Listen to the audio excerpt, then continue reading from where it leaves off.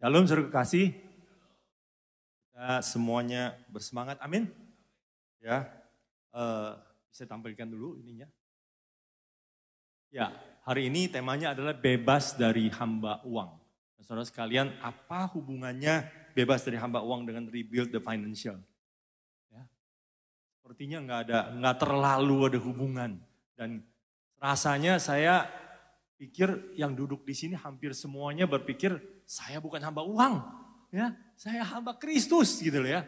Tapi tunggu dulu ya, setelah nanti selesai firman ini, mari kita bisa lihat sebenarnya kita masih terjebak enggak di dalam hamba uang. Sebab tanpa kita keluar atau kita bebas dari hamba uang, nggak mungkin kita bisa rebuild financial kita. Kalau kita mau rebuild, kita harus bebas dulu dari hamba uang. Ya, oke, kita lihat screen berikutnya. Nah, kalau kita masih ada hamba uang, masih merupakan hamba uang, maka perilaku kita akan seperti yang sebelah kiri ini, yaitu tidak bijak di dalam memperlakukan sistem keuangan kita. Pertama, kita diperbudak oleh uang, terus kejar uang, ya, untuk memuaskan nafsu pribadi kita. Lalu kita akan kekurangan atau orang yang berkekurangan atau pas-pasan. Nah, di sini saya tulis pas-pasan. Pas-pasan juga termasuk hamba uang. Kenapa? Karena dia masih terus mengejar, ya, terus mengejar. Kalau kita udah nggak mengejar, kita bukan hamba uang. Ya, uang mengejar kita, bukan kita yang mengejar uang. Kita maunya begitu kan? Nah, kalau masih pas-pasan, kita masih terus berasa kurang gitu loh. Karena masih pas, bisa mepet banget gitu loh. Dan Tuhan mau kita berkelimpahan, amin.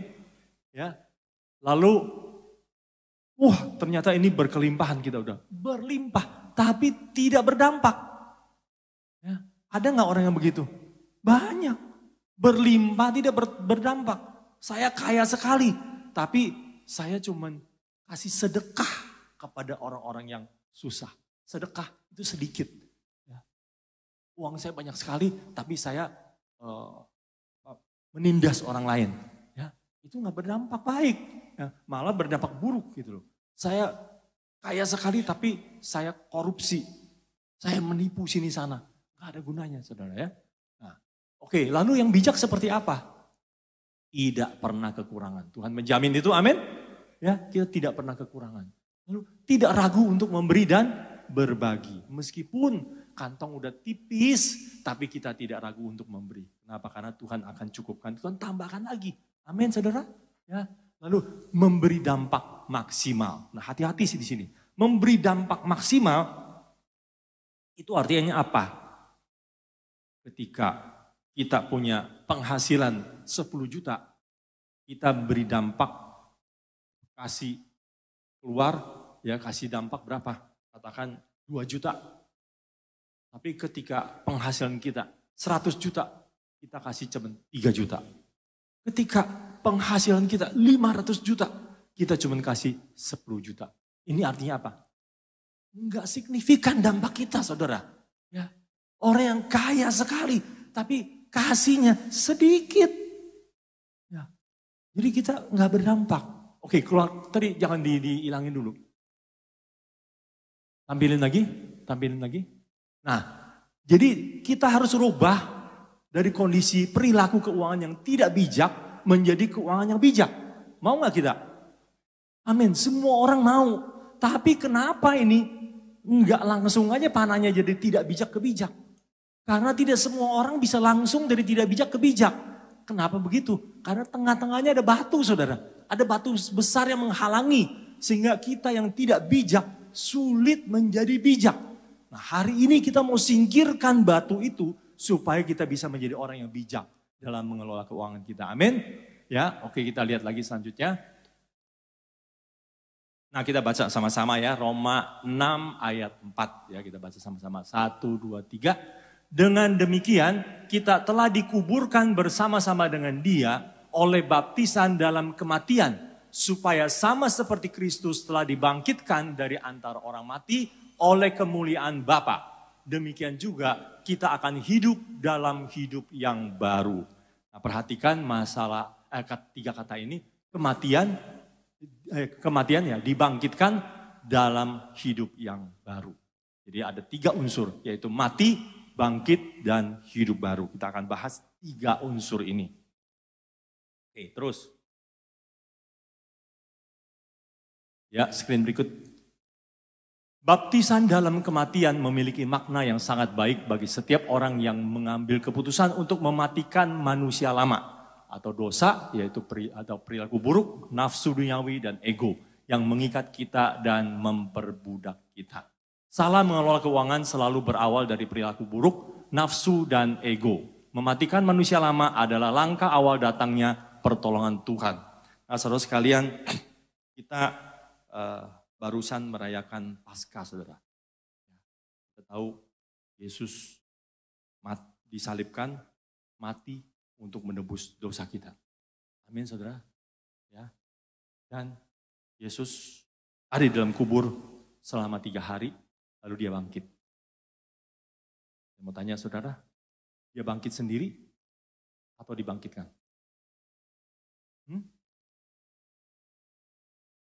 Dibangkitkan, betul. Ya. Yesus dalam keadaan manusia yang daging sudah mati. Dia nggak bisa bangkit sendiri, tapi dibangkitkan oleh Allah.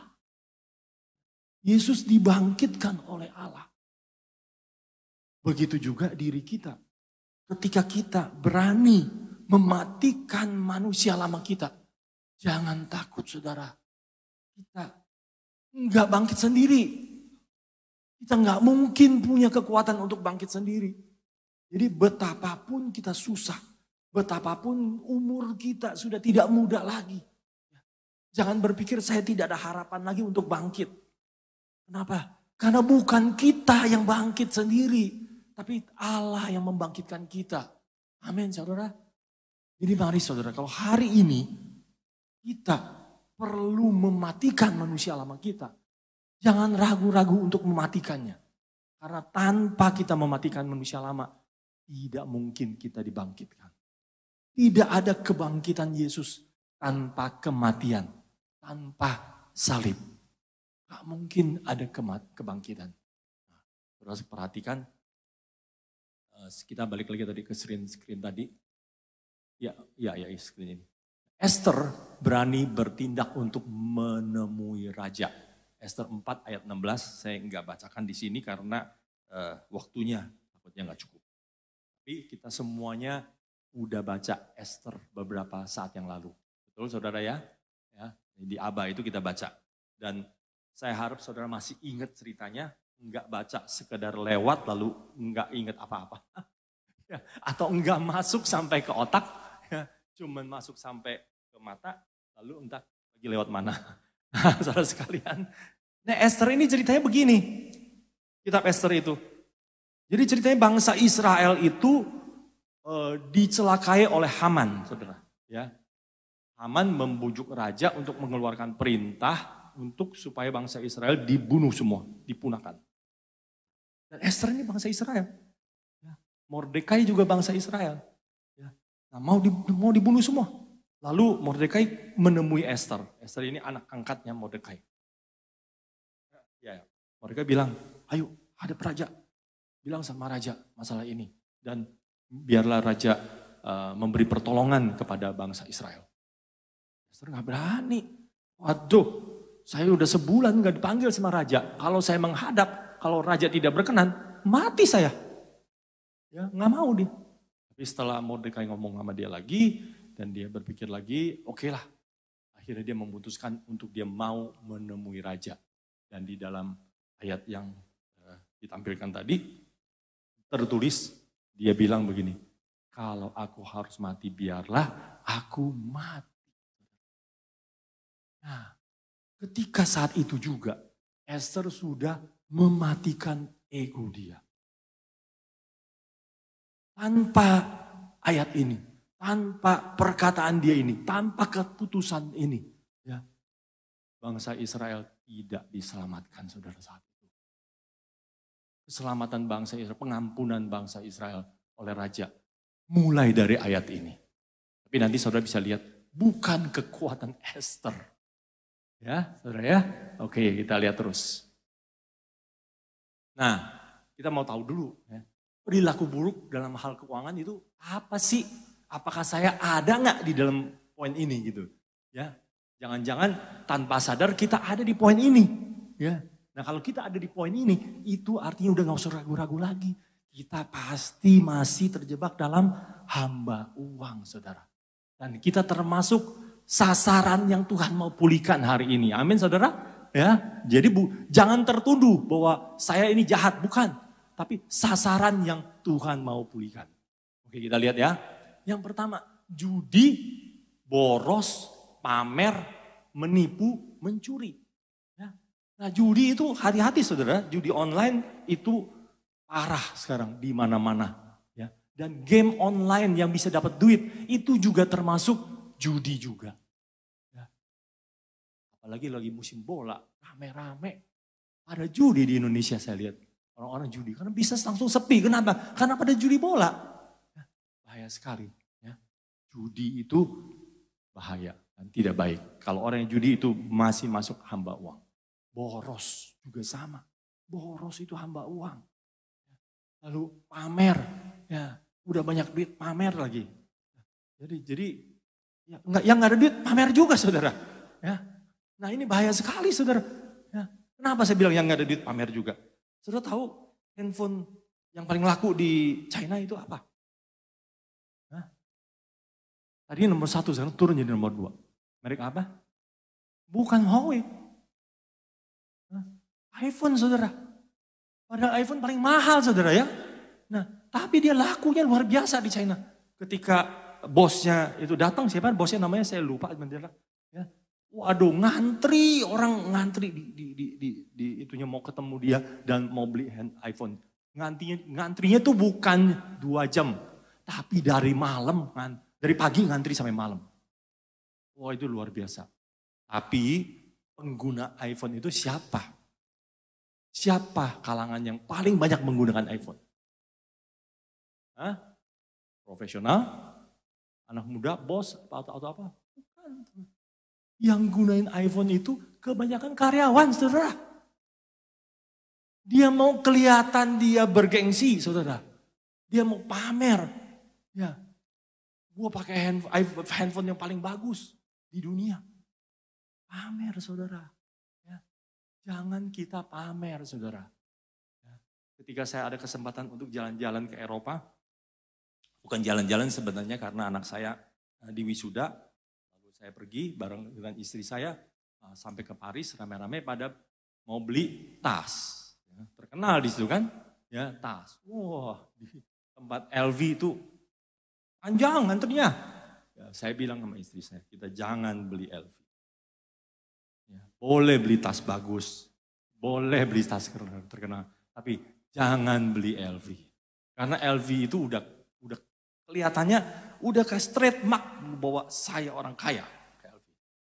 Ya, jangan kita beli LV karena kita tidak mau pamer. Boleh beli yang bagus, tapi jangan beli itu. Karena kita tidak pamer, kita nggak mau pamer. Oke, terus lagi, ya menipu, mencuri. Ini bahaya juga saudara ya. Jangan berpikir itu jauh dari saya. Tapi ketika kita bilang barang saya ini bagus, kualitasnya kualitas Jepang, ya. Padahal pakai setahun rusak. Kita sedang menipu customer kita. Nah, saya pernah mengalami hal ini. Ya, ketika karyawan saya, salah satu sales saya, ya, menipu. Dia kemana-mana, dia bilang barang ini lebih bagus dari barang Jepang, barang yang saya jual. Supaya orang pada beli. Saya ngomelin, saya bilang nggak boleh begitu. Saya bilang, kamu boleh bilang barang ini minimal tahan setahun. Boleh, emang benar bisa tahan setahun. Tapi nggak boleh samain dengan kualitas Jepang, emang beda.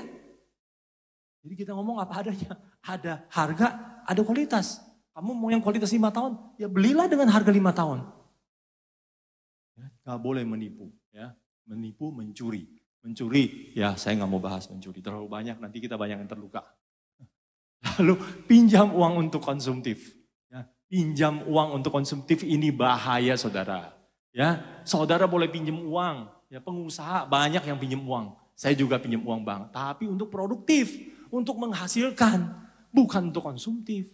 Sekarang banyak orang pinjam uang untuk konsumtif. Contohnya apa? Beli barang dengan kartu kredit lalu dicicil 12 bulan. Itu udah pasti beli, itu udah pasti untuk konsumtif. Kalau nggak buat apa kita lakukan itu? Ya. Dan ketika kemarin minggu lalu saya khotbah di Banten, ternyata setelah selesai khotbah hamba Tuhannya naik, dia bilang, saya ngaku dosa, saya juga konsumtif Pak. Ya. Saya juga pakai kartu kredit untuk cicil 12 bulan dia bilang. Bahkan sampai akhirnya bingung gimana cara bayarnya. Nah saudara bahaya saudara. Kita dijebak terus. Ya, sesuatu yang belum waktunya kita miliki. Kita mau miliki juga. Belum waktunya kita nikmatin. Kita mau nikmatin juga. Ya, akhirnya kita terjebak jadi hamba uang. Oke terus. Tidak disiplin mencatat dan mengelola. Ini penting banget saudara ya. Disiplin itu menentukan hidup kita masa depannya seperti apa. Saya bersyukur di rumah saya punya istri yang sangat disiplin. Di gereja saya punya gembala yang sangat disiplin. Ini terimpartasi dalam hidup saya. Ya, sehingga akhirnya saya benar-benar mengalami Tuhan, saudara. Yang luar biasa, saudara. Istri saya luar biasa disiplin. Dia catat setiap pengeluaran dengan detail. Dia disiplin membereskan ranjang setiap hari. Setiap pagi bangun, ranjang itu rapi seperti ranjang yang lagi mau dijual di showroom. Rapih banget. Dalam hati saya sebenarnya saya pikir, ini ngapain digituin ya? Ntar malam juga dipakai lagi. Tapi ya lama-lama terbiasa juga saudara. Ya, akhirnya saya juga disiplin. Ya, sebelumnya saya agak berantakan saudara. Ya, tapi saya bersyukur. Begitu juga saya terimpartasi oleh Pak John ya, dengan sistemnya yang rapi, ya, yang hidupnya yang selalu disiplin, mengelola uangnya juga sangat jelas, sangat transparan. Nah, hal ini tanpa kita sadari mengimpartasi kita semuanya, saudara. Ya, saudara kita syukuri untuk hal itu, syukuri istri kita yang Tuhan berikan, ya, syukuri gembala sidang yang Tuhan berikan kepada kita. Amin, saudara. Ya, oke, kita lihat lagi. Salah investasi karena ingin cepat kaya. Nah, ini dia nih. Ini banyak orang yang terkena tanpa sadar, saudara. Ya, karena kita begitu lihat ada kesempatan, langsung kita sikat. Padahal belum tentu benar, belum tentu tepat. Karena apa? Kita mau cepat kaya. Intinya cuma itu doang. Mau cepat kaya. Belum waktunya, tapi kita mau udah kaya. Ya, jadi akhirnya salah investasi. Ketika salah investasi gimana? Ya uang kita dengan sendiri habis, hilang. Ya, hilang akhirnya gimana? Terpaksa kita jadi hamba uang. Kita mengejar uang tanpa melihat lagi caranya benar atau enggak. Berkenan enggak di hadapan Tuhan. Ya, nah, jangan kena trap ini. Tidak memakai uang untuk alat kebenaran. Ini apalagi tidak memakai uang untuk alat kebenaran. Tanpa sadar saudara. Ya, kita pakai uang kita untuk jalan-jalan ke Eropa tanpa pikir lagi. Jalan-jalan ke Aussie tanpa pikir lagi. Ya. Keliling dunia tanpa pikir lagi.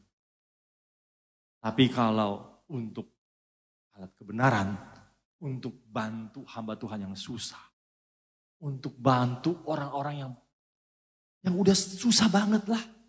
Kita bilang, ngapain gue bantu dia, hidupnya gak bener. Bukan hak kita untuk menghakimi hidupnya benar atau tidak. Tapi Tuhan lihat ada enggak belas kasihan di dalam hidup kita. Dalam hati kita. Belas kasih. Jangan begitu. Jangan lagi kita menghaburkan uang untuk hal yang gak ada gunanya. Boleh gak pergi Eropa? Boleh aja. Sangat boleh. Ya, cuman saya gak mau ke sana. Capek, jauh banget. Gak tahan naik pesawatnya. Saya lebih sering ke Cungguo. Ya bisa jalan-jalan sambil cari duit. Ya, produktif itu namanya. Haleluya. Oke, kita lihat lagi. Terus.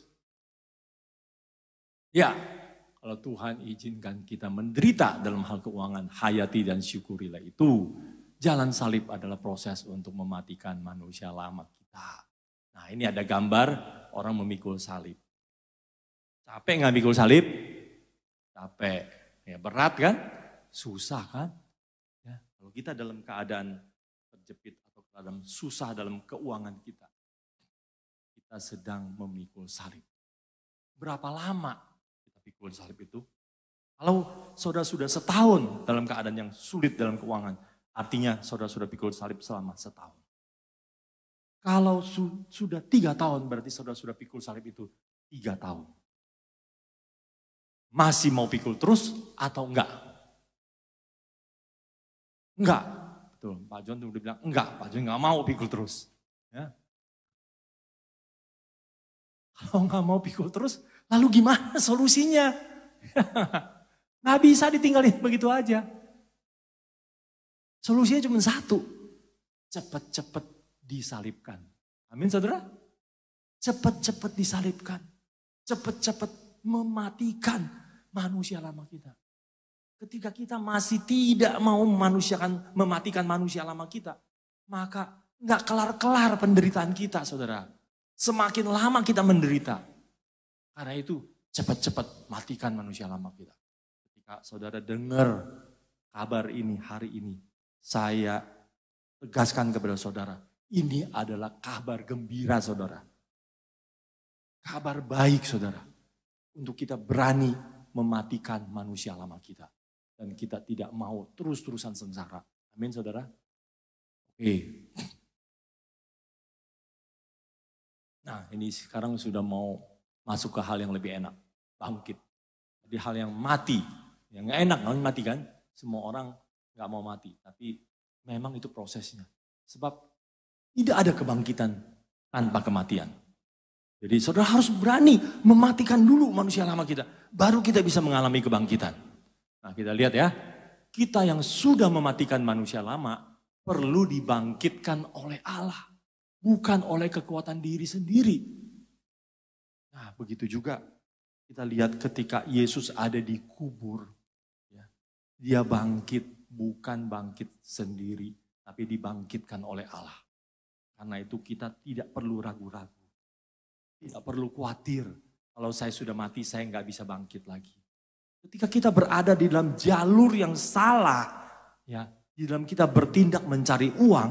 Ya, jangan takut kalau kita keluar dari jalur itu. Kita nggak bisa bangkit lagi. Karena mungkin kita sudah tua atau bagaimana. Percayalah, yang membangkitkan kita bukan kekuatan kita, tapi Tuhan yang membangkitkan kita. Amin saudara. Ya, jadi matikan manusia lama kita. Keluar dari cara yang salah. Keluar dari gaya hidup yang salah. Keluar dari perilaku yang salah. Harus berani gunting kartu kredit kita kalau itu membuat kita susah. Amin saudara. Ya. Oke, lihat lagi tadi yang mana screen-nya. Nah, kebangkitan identik dengan kesempatan. Oh, sebentar. Sebelumnya saya mau jelaskan dulu Esther. Ada tindakan Esther yang menarik kuasa Tuhan bekerja. Esther 6 ayat 1 sampai 3. Saya tidak baca, tapi saya jelaskan saja. Suatu hari raja itu nggak tahu kenapa kepikir sama dia. Mungkin mimpi atau apa, kepikir sama dia. Ini ceritanya katanya, dulu seingat saya dulu ada orang yang mau bunuh saya katanya. Ada 2 orang, ya kita masih ingat ya ada 2 orang mau bunuh raja. Ya penjaganya, pengawalnya atau apanya. Terus ternyata digagalkan, ya ketahuan ada orang yang kasih tahu dan digagalkan lalu 2 orang itu dibunuh, dihukum mati. Dan raja selamat. Nah, raja bilang siapa itu ya? Orangnya siapa yang berjasa itu?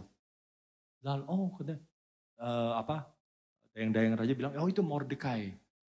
Lalu gimana hidupnya? Apakah dia sudah jadi pejabat tinggi? Udah dikasih hadiah yang selayaknya? Oh enggak katanya, belum. Nah, dari situ ketahuan bahwa Mordekai yang berjasa justru mau dibunuh oleh Haman yang jahat. Nah saudara sekalian, bukan kehebatan Esther, tapi ini karena Tuhan yang memberi kepikiran itu terulang kembali oleh raja. Tanpa karya Tuhan, Esther bukan siapa-siapa. Esther gak bisa apa-apa. Tapi karena kuasa Tuhan, ya, raja diingatkan. Dan ini mulai terkuak jahatnya Haman. Sehingga akhirnya Haman dihukum mati. Dan Mordekai diberkati dengan luar biasa. Dianugerahi banyak harta oleh raja. Oke, kita lihat lagi. Kebangkitan identik dengan kesempatan. Kematian dan kebangkitan adalah sebuah paket.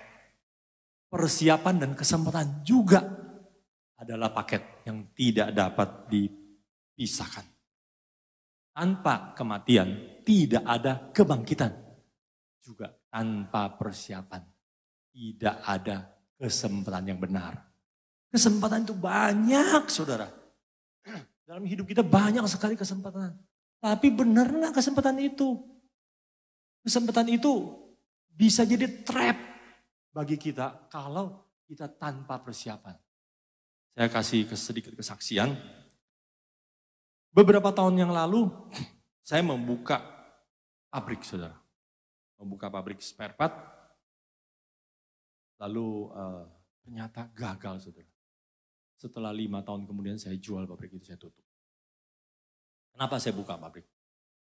Karena 2 hal. Satu hal, seorang hamba Tuhan yang terkenal bilang sama saya, Silas, nanti kamu punya pabrik. Seneng saya, seneng banget. Yang ngomong almarhum pendeta Ben Suriton. Terkenal, termasuk pendeta besar dia. Ya, top di mana-mana. Saya percaya. Saya pikir, oh iya kan udah ngomong. Saya punya pabrik, siapa yang gak mau punya pabrik? Ya, saya sekolahnya juga mechanical engineering. Ya, saya buka pabrik yang memang sesuai dengan apa yang saya pelajari. Orang Pak Fendi bukan sekolah itu aja dia bisa buka pabrik. Masa saya nggak bisa? Saya pikir bisa lah. Ya, saya mau buka pabrik. Terus hal yang kedua yang membuat saya mau buka pabrik. Nah, kesempatan datang, saudara. Ya, ada teman saya yang buka pabrik di sekitar Jatake, pabrik mertuanya sebenarnya. Ya, dia bilang, yuk kita kerja sama buka pabrik. Di samping pabrik gua tuh ada gudang mau dijual, beli aja di situ. Wah, saya pikir benar tuh. Ya, kalau beli di situ minimal kita bisa pinjam teknisi dia. Ya, ada apa-apa mesin ada masalah bisa ada yang datang beresin. Kesempatan. Jadi saya buka pabrik. Lalu kenapa gagal? Tadinya saya bisnis, saya jual beli. Begitu beli barang hari ini, besok udah bisa jual. Tapi ketika buka pabrik, beli barang hari ini, sebulan, 2 bulan, 3 bulan, 4 bulan kemudian baru bisa jual. Karena harus diproduksi dulu, ada prosesnya. Gak bisa cepet-cepet. Artinya apa? Cash flow saya lebih susah jadinya. Saya harus pinjam uang bank lebih banyak. Ya.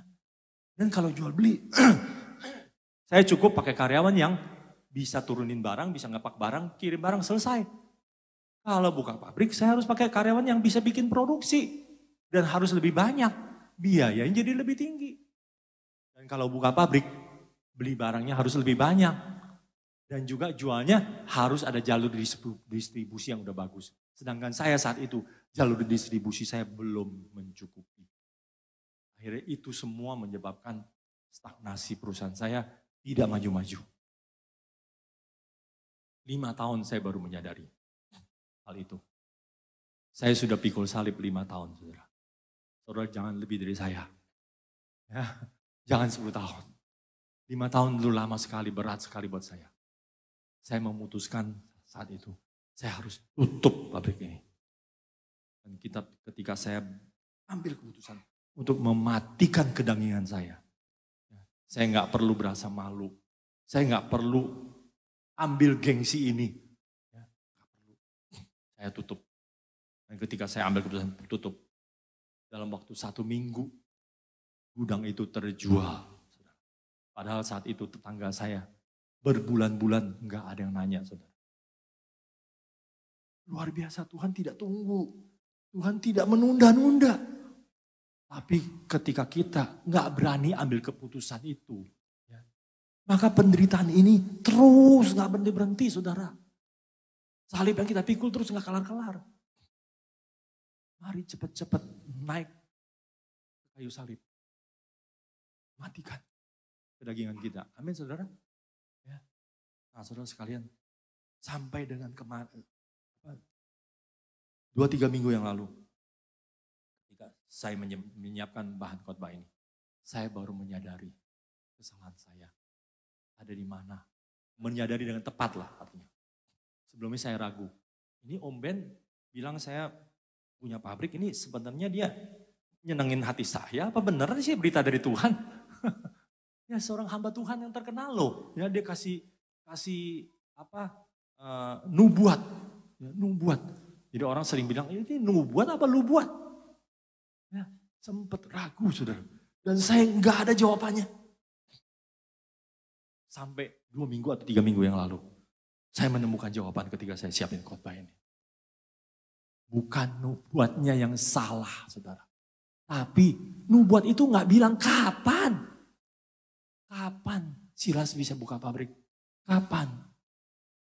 Ya. Tadinya saya pikir dia salah tunjuk. Sebenarnya Tuhan bilangnya Fendi mau buka pabrik. Dia tunjuk Silas. Ternyata enggak saudara. Nubuat itu tidak salah. Tapi saya salah mengartikannya. Ya. Kenapa? Saya belum siap saudara. Ya. Ketika ada kesempatan tapi nggak ada persiapan. Sama juga bohong saudara. Ya. Malah kan itu jebakan. Jadi hati-hati saudara ya. Jangan mengalami kesalahan yang sama dengan saya. Oke kita lihat lagi. Nah, tanda bangkitnya perilaku keuangan. Maka perilaku keuangan kita sudah menunjukkan kita sudah bangkit. Kita lihat. Ya. Adanya surplus keuangan setiap bulan. Ya, saya harap kita semua sudah mengalami ini. Kalau belum mengalami ini, artinya kita belum bangkit. Ya. Terjadi peningkatan penghasilan yang berlanjut.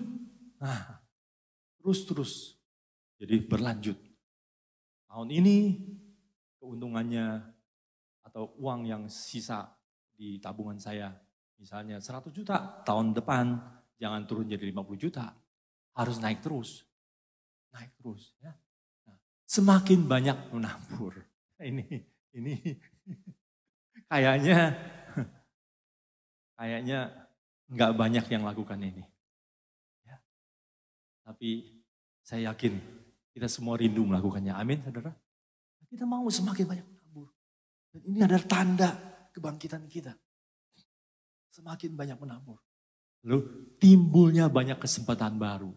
Kalau orang yang udah dibangkitkan oleh Tuhan, pasti banyak kesempatan baru, saudara. Ya, karena kesempatan itu datang dari Tuhan, ya, buat kita, tapi juga bisa datang dari iblis, saudara. Hati-hati. Makanya saya bilang kalau kita nggak siap, ya, kesempatan itu bukan kesempatan, tapi itu jebakan. Tapi kalau kita sudah siap, itu kesempatan namanya. Amin. Oke. Jangan menyalahkan Tuhan kalau kita belum juga dibangkitkan dan terus menderita sebab mungkin manusia lama kita belum mati. Jadi mati adalah keuntungan bagi kita. Nah, sama seperti yang Paulus bilang. Hari ini saya mengulangi lagi, mati adalah keuntungan bagi kita. Karena kalau tidak mati, kita tidak dibangkitkan. Amin saudara ya. Oke, kita lihat lagi terus. Berjalan terus. Nah ini kita sudah sampai kepada poin terakhir, yaitu manusia baru. Manusia baru adalah hasil kerjasama kita dengan Allah. Ciptaan baru yang sudah diperlengkapi dengan pikiran Kristus.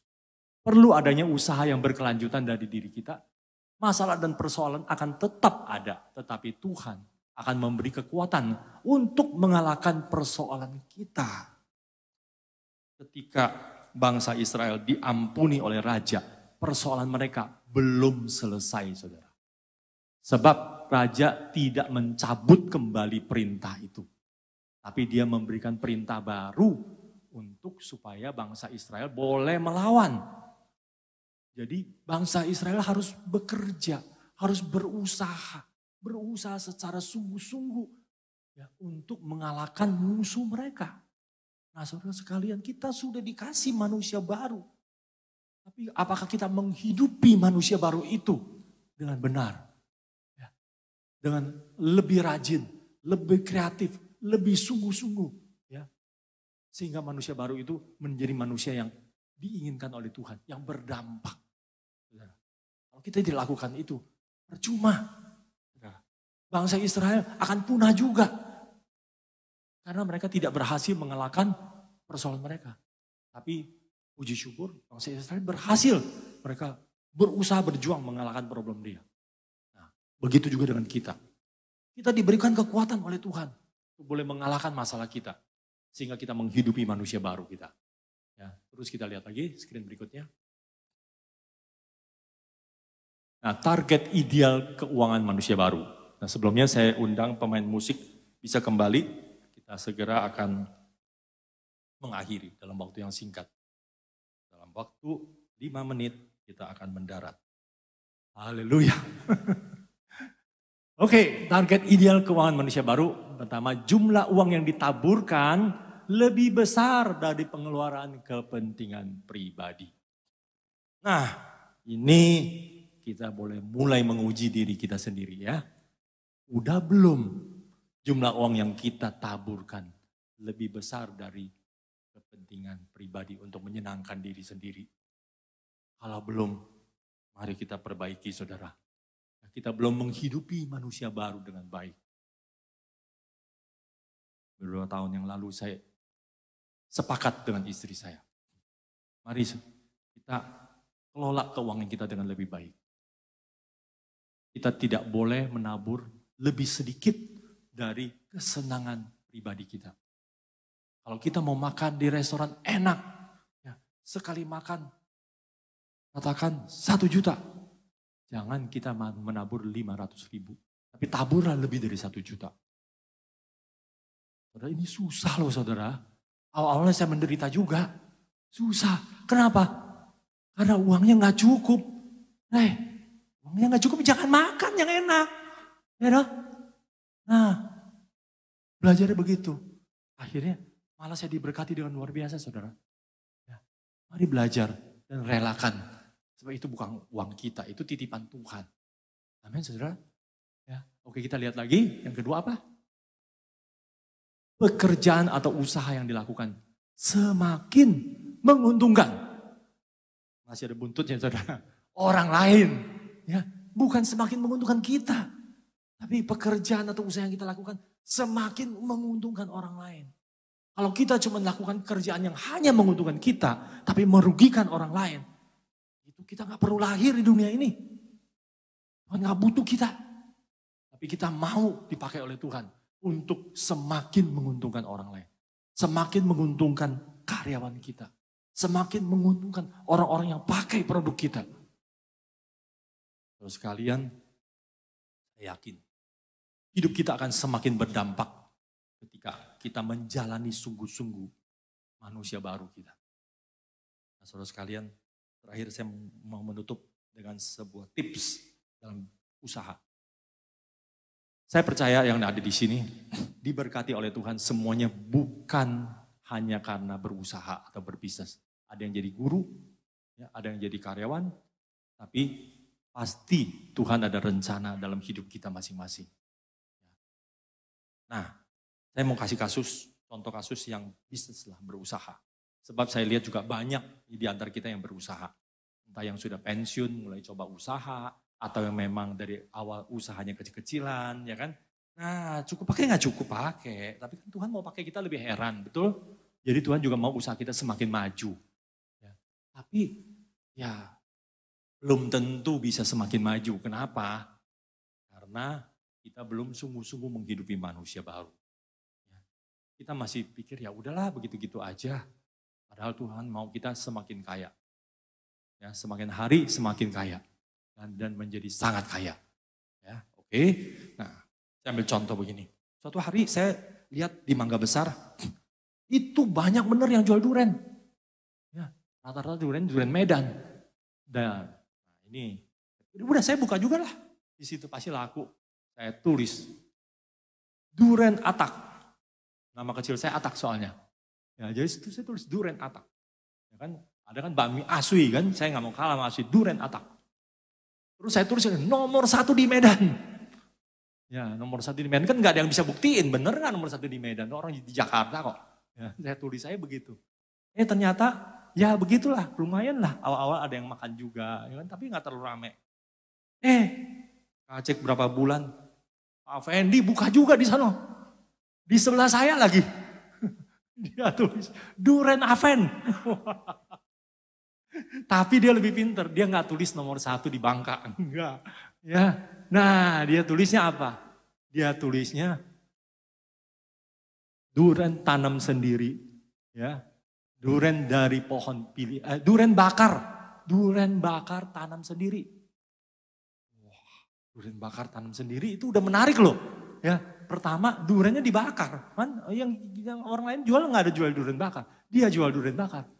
Duren bakar tanam sendiri lagi, tanam sendiri artinya kan lebih enak kan, pohon pilihan itu kan artinya kan, ya. Terus dia tulis lagi bagaimana? Lagi intinya dia tulis duren ini apa? Lebih enak, ya, lebih enak, lebih gurih, lebih wangi. Terus dia tulis lagi. Tidak perlu makan 1 butir duren.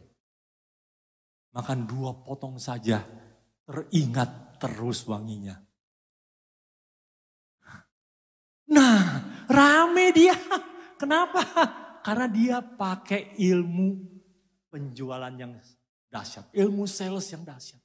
Yaitu FAB. Feature, Advantage, dan Benefit. Dia ngerti, dia belajar. Tapi saya nggak belajar. Ya, saya cuma berpikir yang penting gue nomor 1 di Medan. Nah, jadi kalau kita sudah mulai menghidupi manusia baru, mari kita belajar terus. Jadi lebih baik, lebih maju. Apa itu feature-nya? Apa itu advantage-nya daripada produk kita? Apakah produk kita membawa benefit yang baik ya, untuk orang lain? Mari saudara sekalian, kalau kita mau semakin dipakai Tuhan, jangan berhenti sampai di sini saudara. Kalau saudara punya potensi menghasilkan 500 juta sebulan, tapi sekarang hanya 50 juta sebulan, perbaiki caranya.